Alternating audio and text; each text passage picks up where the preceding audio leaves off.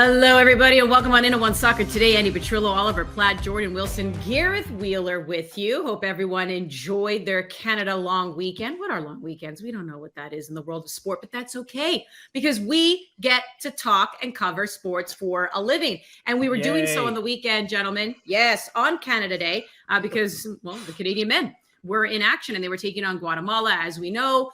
It was heartbreaking, the 2-2 draw against Guadeloupe on home soil, especially since Guadeloupe tied things up with that stoppage time own goal. So they walk away with a point. Then they make their way to Houston. They take on Guatemala. And the good news, Canada gets a clean sheet. The bad news, Canada couldn't find the back of the net. But neither did Guatemala. So 0-0, that game ends. They're sitting on 2 draws now after 2 games. They have 1 more to go, and it is a must-win. I know we're usually hyperbolic in the world of sport, but this is true. They have to win this game against Cuba on July 4th. This, though, is what head coach John Herdman had to say after that draw against Guatemala. John, that was a heck of a battle in there. It ended Canada 0, Guatemala 0. What did you make of that one? Yeah, it was a battle. I think for our young players, even the experienced ones, they got to feel a proper CONCACAF night. I mean, that was a hostile environment, and there's an element of frustration that we just lacked that quality to get the result, but a bit of pride that we got through it. You know, the players had to deal with heat, they had to deal with the intensity of a crowd, and they bent a little bit, but they never broke. And, you know, for those young men who were having that experience for the first time, I thought they stepped up, they came up big for us tonight. It sets up for a huge third game in this group now. You still control your own destiny. If Canada win and Canada score enough goals, this team will go through. Just talk about a huge game coming up now. Yeah, I mean, that game was on that knife edge for the staff. You were having to balance that decision of going for it for the 3 points while also recognising the team of fatigue, and then you could put yourself in a real poor position. So at this moment, you know, the draw is enough for us to step into that third game against Cuba and get 3 points, good goal difference, and we're through to the quarterfinals. And at the end of the day, that's the mission, to get through to that next round. I have to ask about that crowd in there. One of the best away atmospheres in recent memory. What was it like for you and the boys out there? It was amazing. I mean, I said to the lads, these nights are special. Embrace it. Embrace it. You're going to feel how heavy it is when they're all laying on every pass. When they get near our goal, it's going to feel like they've scored. But embrace that, because these are big nights in CONCACAF football, and they don't come along very often. And I thought they did. I mean, I think, as I say, I mentioned, you know, young Moise Bombito. I thought he just took it in his stride tonight. Ali Ahmed, again, you know, we could do with a bit more quality in that attacking quarter, but he just showed that courage and bravery, and he just left it all out there again. So for me, I mean, some big moments, I think, that we should have punished this team. I thought we had some big moments where we just lacked quality, but we can work on that, and we'll keep pushing.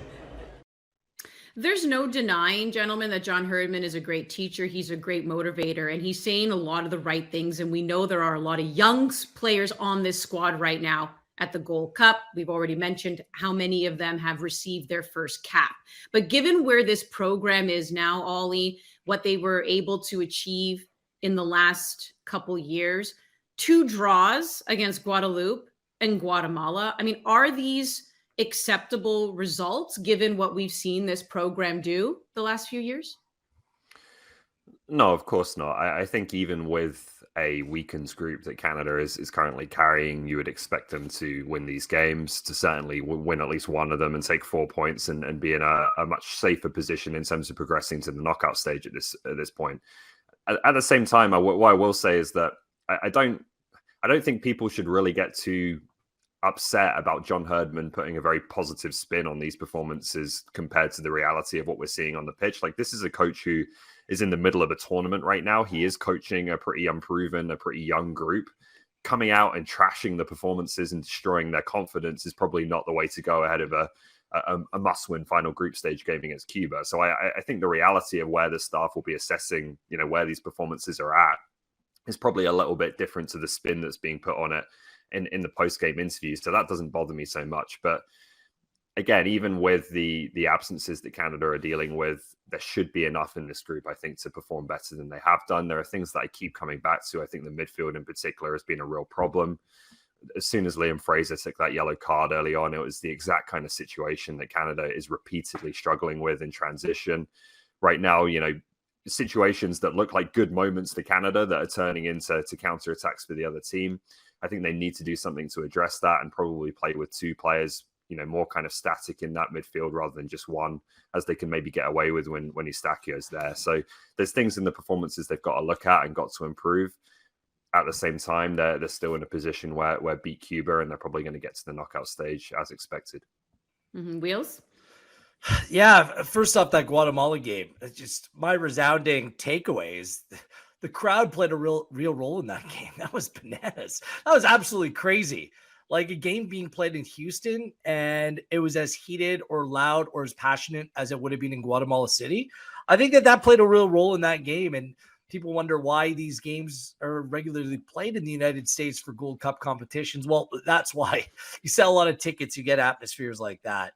And I do think that it played a significant role. And I'm not sure Canada will play in an environment quite like that over the next few years. Maybe at the Copa America, we'll see, with a lot of South American teams also playing in the United States. But we'll see. It had a profound effect on the game. I'm not completely down on everything that Canada's doing. I think they are doing some things well, but where they're lacking right now is rhythm, continuity. They can't get out and break out in transition. I think teams are making sure that they put numbers back and are forcing a Canadian side to break them down. That, let's be honest, when you take David and Laren and Davies and Buchanan out of the team, you lose a lot of that pace. Like, Canada's biggest threat is getting in behind that back line and causing all kinds of problems. They can't do that with this team. I think a lot of these players like to play with the ball in front of them rather than the ball being played over the top. And I just don't think that they can quite get there. And when you take those players out of the team, then that leaves a massive gap. And I think teams can maybe I don't want to say park the bus, but maybe play a little bit deeper, keep Canada in front of them and find some joy. And finally, just the area, and I'm with John on this, the one area that needs to massively be improved is a crossing. Like, there's been opportunity for all of the wing players, or even the players that get out into wide areas, to have some space, have some time, and play a decent ball into the 18-yard box. I do think they're getting some bodies in the right position, but the service is like a million miles off right now. If that improves, I think Canada can create some chances and maybe be able to find the back of the net, or at least threaten more regularly. But the service is the one area that I'd be the most disappointed in. Jordo? Just to continue on with what Wheels was saying about crosses, totally agree with that. The quality hasn't been there, but also the desire and the bodies to get in the box. Like, so many times counted against Guatemala that the ball's being crossed in and there's one Canadian shirt, maybe one trailing on the box. So two with 6 Guatemalan players around them. It's just not enough bodies willing and ready to get forward. I think that's been an issue that hopefully can get nullified when you're playing Cuba tomorrow. But also with that is, there's not continuity, and we know that this is a new team, but it's about, most teams understand that Canada has pace, or at least the Canada that they've seen play has pace and they want to get in behind. You saw it when we played Guadeloupe. You saw it when Canada played Guatemala, is that they're saying, hey, not we're going to park the bus like Will said, but we're just fine playing off you. And that nullifies your strength, your strength.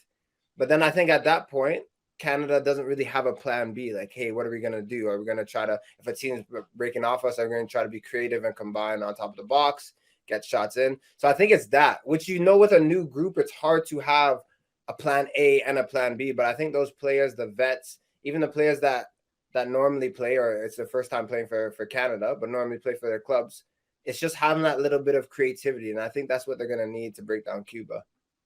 Well, I'll come right back at you, Jordan, because obviously when things aren't going the way that the fan base, wants it to go, which of course wins. And I even said this in the post-game show during World Cup qualifying, even in other past tournaments, Nations League, and, a couple years ago, the other Gold Cup, like, I would sit down, get ready to host a match, and I just felt it that Canada was going to win. We just always had these positive storylines lined up. You just knew it.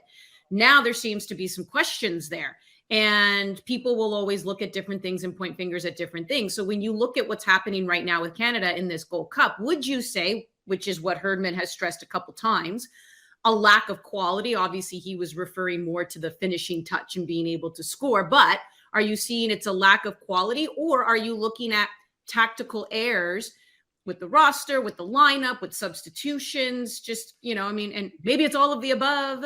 Kind of what are you putting your finger on?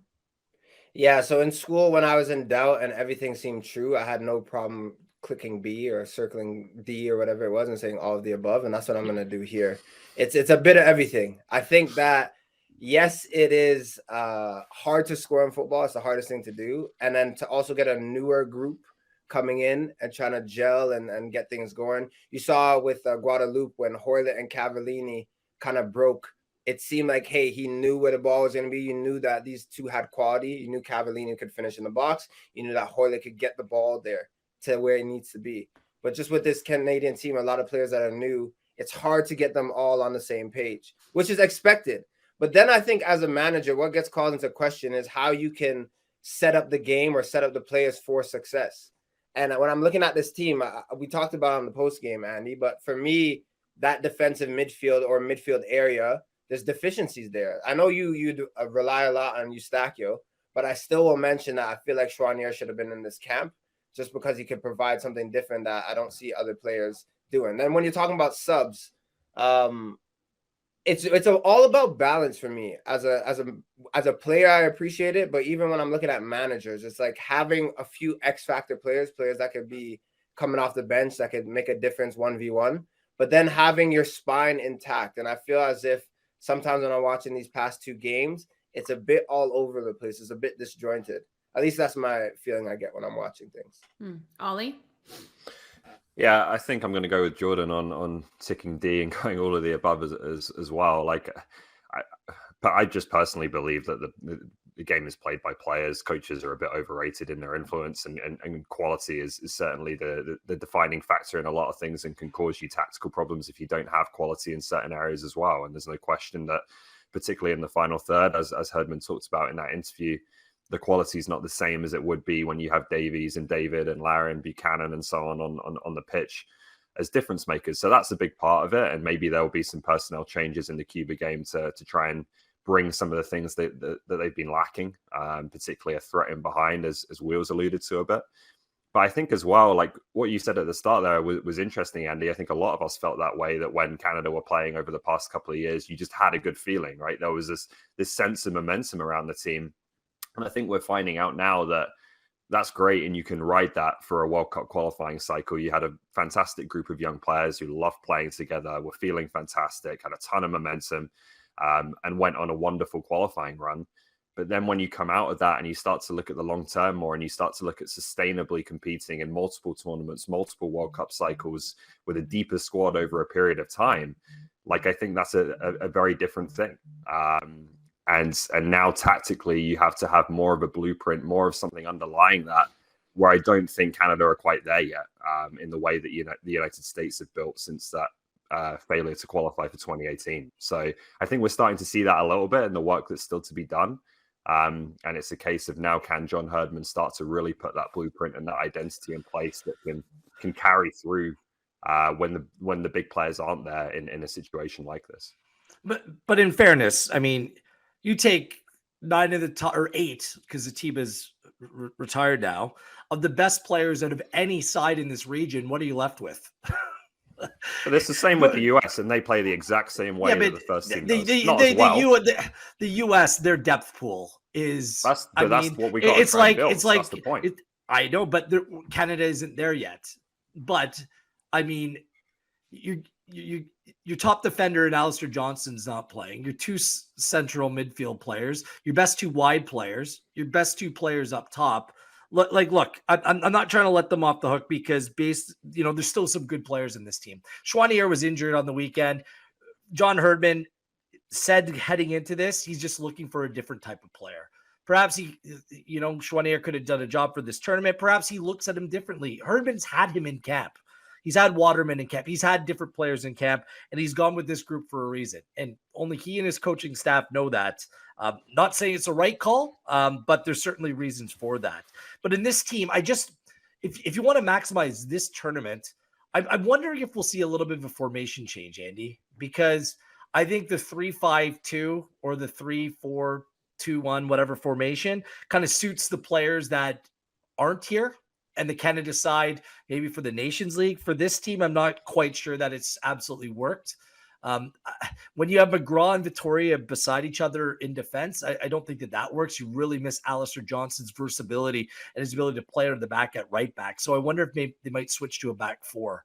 I think it might make a little bit more sense. Play two players up top. You put Hoylett to the outside, play him down the right with Lorea. Maybe you get a little bit more attacking juice that way rather than Hoylett playing underneath the Cavallini up top. Like, look, it's a flawed squad in terms of the way that it's being built. Just all he said, and Jordan both said it, just they're light in central midfield, and I'm not sure if they have the right mix, and the team just doesn't have enough pace for me. So how they can overcome that, we'll see. Perhaps they'll throw it into the blender a bit, maybe find some different solutions against Cuba. We'll see. And you're going to have a difficult quarterfinal matchup against the United States or Jamaica. So I think based upon these two performances, we went into the tournament feeling good. Now I think that reality's stuck in a little bit more, that this team is going to have to pull something out of the hat here in order to compete with the best teams in this tournament.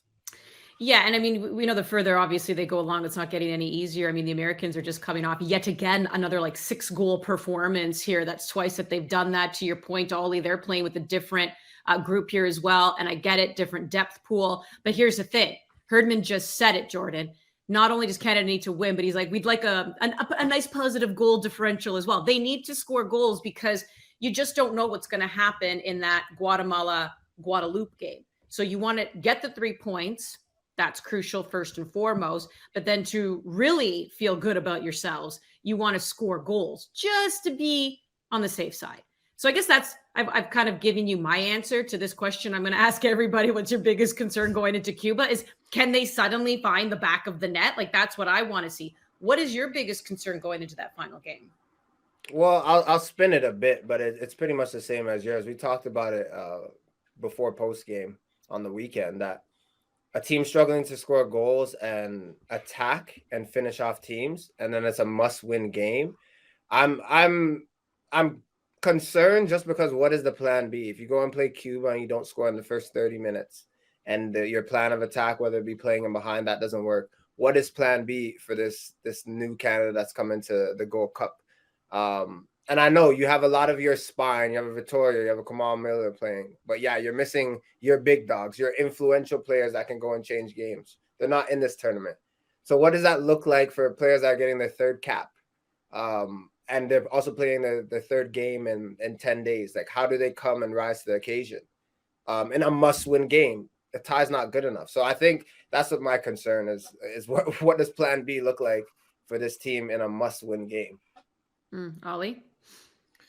Yeah, look, I think Cuba's the weakest team in the group, so you could probably do the same thing as they've done in the first 2 games and be okay. I don't necessarily think John Herdman should do that, in my opinion. We'll see. I think if you want to have a chance of competing in the knockout stage, there needs to be changes to this team. What we've seen through the first 2 games isn't gonna cut it against the US, against Jamaica. I understand Canada are probably going to be underdogs in those games, whoever they pick, whatever system they play. But I think you've got to try and spark something in this team with some changes. I'd like to see. I don't know that you necessarily need to go to a back 4, but I do think changing how the midfield's configured is important. I think there needs to be more pace, more vertical players in the team. I'd like to see someone like Jacob Schaffelberg in the sides. Maybe even bringing in Zachary Broguillard, who's a bit more of an athlete at wing back as well. So I'd like to see Herdman be bold here and give opportunities to a few players that maybe we haven't seen in the first 2 games, and particularly, again, players who can maybe bring some of the ingredients that have been lacking so far. Yeah, even Victor Lattori in the midfield. I think he just needs some more legs in that area, and that's a player that certainly provides them. I know he doesn't have a cap, but come on, guys, this is Cuba. The last time Canada played Cuba in Canada, they won 6-0. I know it was a different story, a 1-0 victory in the 2019 Nations League in Cuba. Daniil Henry was sent off in that game, but they were playing in the Cayman Islands. It was very obscure. Anyways, this Cuba side, 4 players have defected once they landed in Miami, and another player suspended was sent off in the last game against Guadeloupe. Unquestionably, this is the worst team in the group. There's not a doubt. I think Guadeloupe was okay. Guatemala, considering the circumstances in Houston where you were playing, just, I think that had an impact on that game. So they should go out and be able to absolutely put up a number on Cuba. If they don't, then some of these players, if Herdman's looking towards future windows this year and beyond, he might think twice. Like the players need to perform as well. Like this isn't all a John Herdman issue here. Mm-hmm. Like some of the players, I think, need to show a little bit more on the field. Let's be honest. Some of the individual performances, let alone played by the team, have been below each and every one of those players' standards. Not across the board. There's been some good performances, but the players need to perform. Bottom line, you're up against Cuba in a must-win game. Go on and do it. There are some interesting things that could happen. I guess the other side of things, you're hoping that there's an outright winner in Guadeloupe against Guatemala. That means Canada would finish second in the group. I know you'd play the U.S. in the quarterfinal round, but you'd be on the side of a bracket as Qatar and probably Panama, and you'd avoid the Jamaica game next. I think Jamaica are really good. Mexico is also on that other side of the bracket as well. If you want Canada to play Jamaica in the next round, you're hoping for some kind of draw and Canada really to just rack up the score against Cuba, which could play out as well. So we'll see which path they inevitably take. But Canada just needs to take care of business, put the ball in the back of the net, show some ruthlessness here, build some momentum heading into the next round.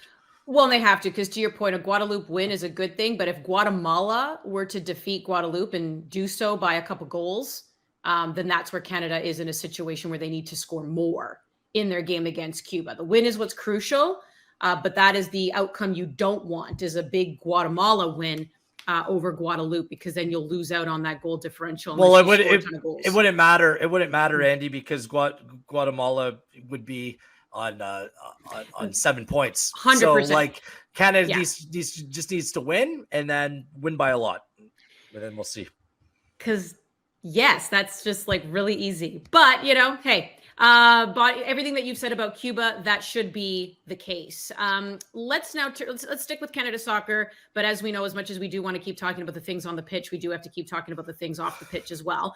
But Interim General Secretary Jason DeVos has confirmed that Canada soccer has applied for a $5 million interest-free loan from FIFA. It's something that FIFA made available to the federations during COVID. So they have applied for it, but DeVos confirming that it hasn't been approved yet. What more can you tell us about this, Ollie?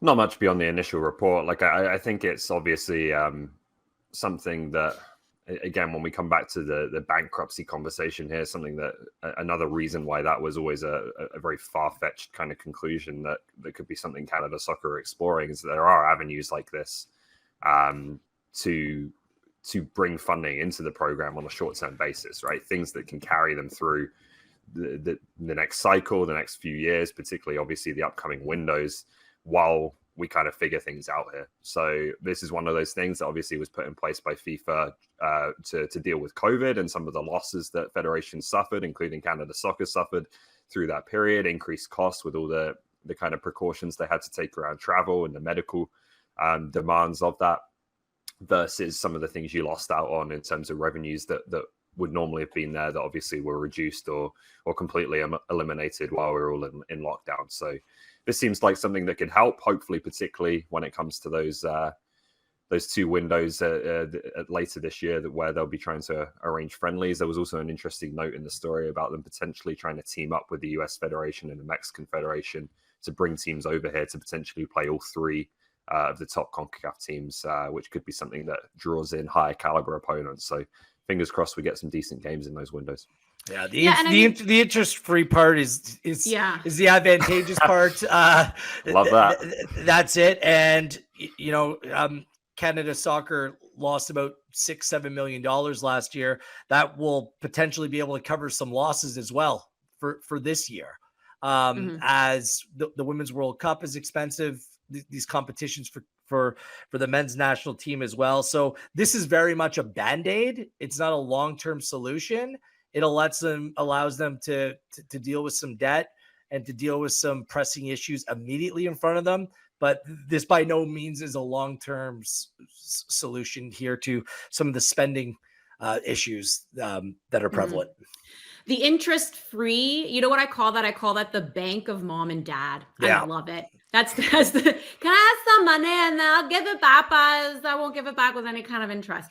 But I do, just to put a bow on this conversation, if there's one thing, Jordan, I'm wondering is, do you have at least some faith here that Jason DeVos, he's being very transparent. Maybe some could argue, maybe a little too much so sometimes, but there's a willingness and there's an understanding and there's like an aggressiveness, I guess you can say, with Jason DeVos, where he is exploring all these other avenues of money that we maybe didn't see before Canada Soccer doing. And then to your point there as well, Ollie, and first of all, it should be noted that the $5 million will not go to player compensation. It'll strictly be to run the actual federation. But is there this feeling more as well that Jason DeVos is exploring these avenues in a way that was never really done before, and even teaming up with USA and Mexico to try and come up with friendlies in Canada, USA, and Mexico. So also reducing travel. Like, do you just have a little bit more faith in what he's being able to do to put Canada Soccer on the right track? A little bit, for sure. I'll always appreciate a keen and eager spirit and someone who's trying to get things on track. But I will also say it takes more than just him. It's just it's a committee. It's also Canada 100%. Soccer, for sure. This is the tip of the iceberg, and I love it. And I'll say continue on, my brother. But I just think when we're talking about Canadian soccer, we talk about all the time. We all talk about it all the time. That's just going to take a full body, players, coaches, staff, everyone alike, just to reflect, to look inward and really just figure out a solution that could better soccer for everyone. Because we're only playing for a certain amount of time. It's all about the next generation and hoping to see that Canada, every single World Cup for the men and the women, they make it, that there's just better funds. It's just all across the board, a better environment for soccer in Canada. Yeah, but I don't know if this is a profound difference, Andy. Like, there are people, Earl and Nick, like, they have established relationships with both the U.S. and Mexican soccer federations. Like, well, then maybe we're hearing about it for the first time, which goes to the transparency thing. Like, you're kind of understanding the inner workings of things. But right? also, this whole transparency thing, you don't want every organization. Do you think that every organization, bears everything that they're talking about or discussing all the time? And then words like bankruptcy come, like, this hasn't been smooth here. Okay. You walk a fine line. Yes. The problem before, it seems like, aside from the administrative point, there was a personality conflict. And the one thing that Jason has brought to the table is complete alignment with John Herdman and Bev Priestman. And that's what he's trying to take advantage of here. Will it work? It sounds like it's not a better offer that's on the table than was presented before. How will that play? How will this? No questions have been answered. I think you're getting snippets, but no overarching questions have been answered here. And we're still in the exact same situation. And to be honest, going out and taking out a loan, even when it's interest-free, it's nothing to brag about. Like, this isn't a feel-good story. Once again, it's a Band-Aid. So all of these are potential short-term solutions to long-term issues. And when a new leader comes in, they're essentially starting from square one. This is not going to be easy for Jason. This is no disrespect to him. This is just part of the process. When you go down with a road with a series of, like, a lot of these conversations that happen, by the way, to pull back the curtain a little bit, it's not between Jason and the players directly. Like, these are lawyers talking to lawyers. This is how deals are done. So a lot of this goes outside of that realm. So we can spin it however we want. If it makes people feel good, then that's great. But we're still very much in the same situation. Sure. But I mean, when you're also exploring other ways of bringing in money, I think that's a different kind of initiative that a lot of people just either weren't aware of or didn't know about, or I mean, and there's a different kind of honesty there that also allows people to just understand what's happening, whether that was happening before or not. It doesn't matter. People are being made privy to it now, in particular the players. To your point, a lot of people would even argue that deal that was presented to them last year, once again in March, a lot of people would say that was actually a problem deal for Canada Soccer. So is that Jason DeVos also kind of with the committee and everybody having a little bit of the courage to say, we know as much as you want that money, we literally just do not have it. So that takes guts. Do we not think that was portrayed to the players before? because it was like, But it was again, still offered to them, portrayed or I not. know it. It was still I a know deal it, that was but offered. obviously that was something that the administration at the time thought they could make it work. Yeah, and That was going to be the biggest drain, as we know. That was going to be the biggest drain. But bottom line is, I guess to me, it's just there's an open communication. To your point, I do feel a lot of things will still be done behind the scenes that we won't be made privy to, nor maybe sometimes, should we? But I think the biggest question we all have, which is when you do have a labor dispute that has entered the public realm, I've said this before, is that if a deal is not getting signed, why not? So to your point, that's the biggest question. And we have yet to receive that answer. Why not? But we'll continue to watch, obviously, things that happen here with Jason DeVos at the helm in an interim basis to try and turn things around.